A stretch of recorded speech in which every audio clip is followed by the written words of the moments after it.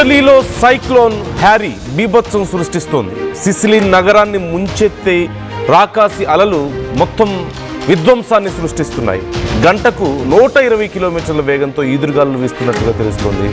మెసినా, కాటానియా రాష్ట్రాల్లో ఎమర్జెన్సీ ప్రకటించారు. ఆకస్మిక అలలతో ఇప్పటికే ఇల్లు, భారీ భవనాలు దెబ్బతిన్నట్లుగా తెలుస్తోంది.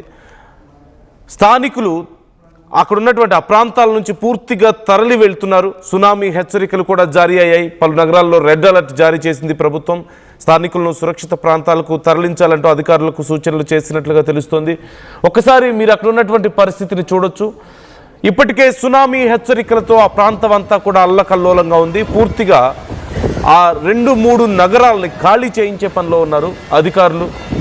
విపరీతంగా వీస్తున్నటువంటి ఈదురుగాలులు, ఎగసి పడుతున్నటువంటి అలలతో చాలా భయంకరమైనటువంటి పరిస్థితులు కనిపిస్తున్నాయి. మరోవైపు ఇటలీలోని చాలా ప్రాంతాల్లో